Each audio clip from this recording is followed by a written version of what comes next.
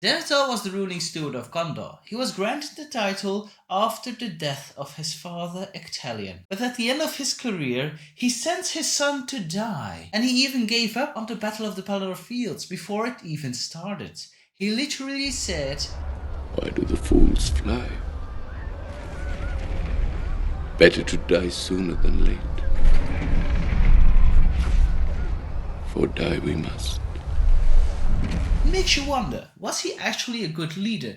Did he deserve the title of ruling steward? I'm really curious to see what you think about this topic. So if we go back in time to when Denethor was still a young lad, he was loved by the people, by his father, but there was another person in Gondor. His name was Thorongil, and who Thorongil actually was, I'm going to tell you a little bit further down the video, but first, let me explain what really happened during those periods. Thorongil was a man that was loved dearly by the people of Gondor and by Ectelion himself, even more than Denethor, and Denethor hated Thorongil for that. Start a little bit of a rivalry between them. But that is not something that Thorongil actually intended. He was just there in Gondor to help the people and the steward defend against their enemy. When Thorongil left, everyone in Gondor was really sad except for Denethor, and he had to do more to show his quality. He went to the archives of Minas Tirith and studied all the history and the lore of Gondor there is to know, that he could read, that he could understand. There was one last thing, what Thorongil said to Ectelion before he left Gondor, and that was to give more trust into Gandalf the Grey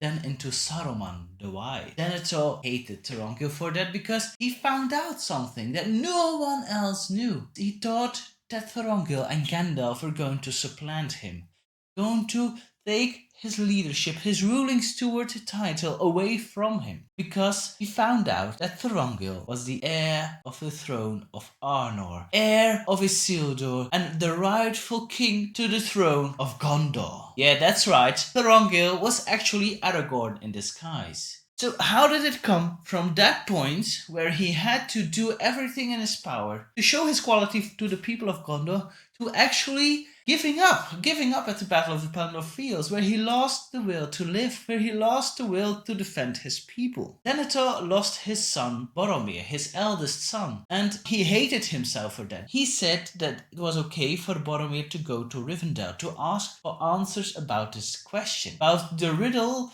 that was coming into the dream of both Faramir and then later Boromir. First, it was Faramir who wanted to go, but Boromir went in instead because he knew that the road was more of peril and danger, and he didn't want his little brother to go and probably die along the way. So Denethor granted this request for Boromir to leave, and Denethor hated himself for that because he thought in his eyes, if I didn't send Boromir on this quest, he wouldn't have died, he would still be with us. So that is when Faramir actually said, "You wish now that our places had been exchanged,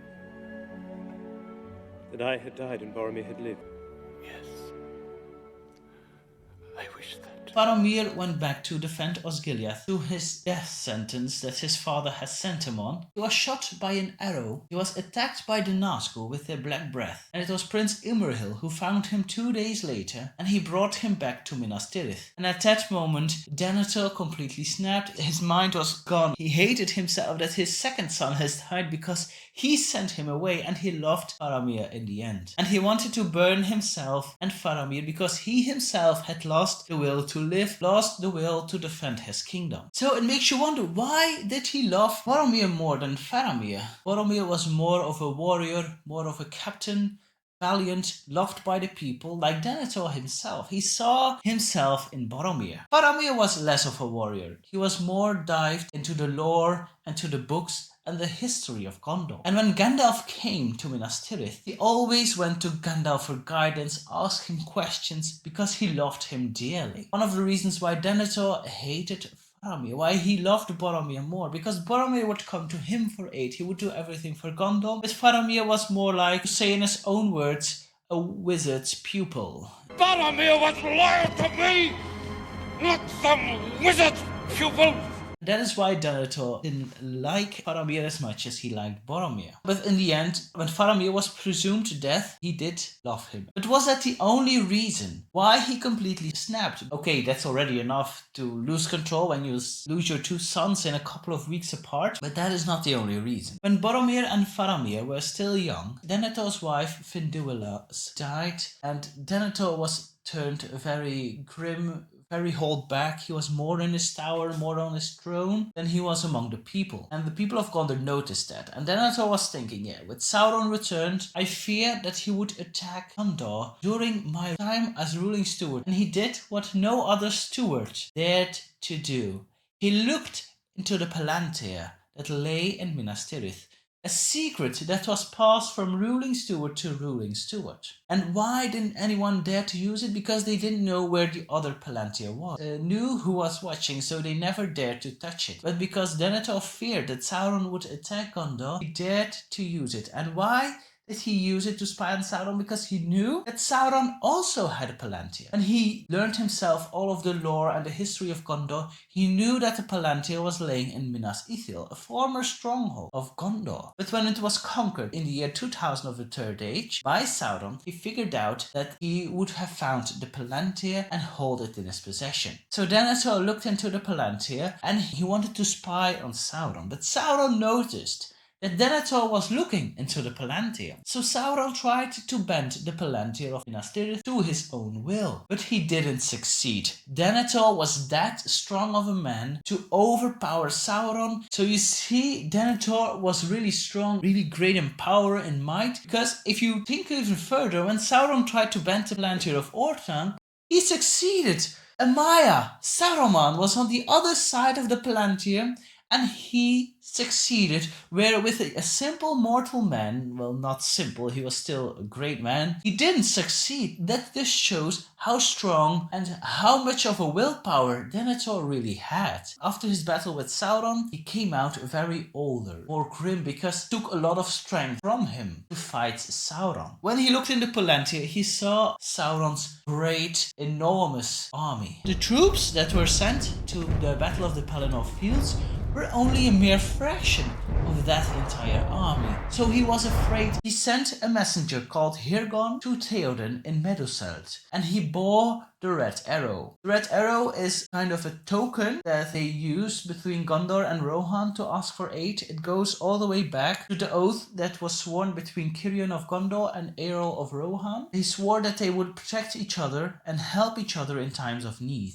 And that they would do that by either lighting the beacons that were on the tops of the mountains or by sending a messenger with a red arrow. Denethor saw there was an army coming to Gondor. He had the time to send the arrow, so he did that. And Rohan answered. So the messenger, as quickly as possible, returned to Gondor to give the good news to Denethor that Rohan is coming for aid. But the messenger was killed along the way. So Denethor never got an answer from Rohan that they would come and aid them. That makes Denethor even more in despair. See, at that moment he has lost his wife. He has lost Boromir. He has battled Sauron. He thought in his eyes that he was alone in this battle against Sauron's amazing army. And then his son Faramir was dead. And at that moment, Denethor completely snapped. And I gotta say, I can't blame the man from snapping. When I would be in his place and lose my two sons in just a couple of weeks apart, yeah, I would snap then. With all the other stuff that had happened, I think it was only logical that he would fall into despair and see no light anymore. Only he saw darkness and wanted to die,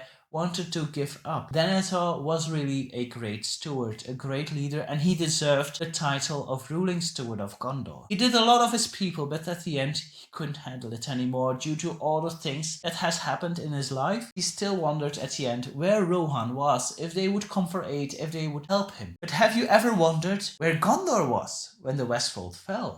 Why they didn't come? And I will explain all of this video, so you better watch it.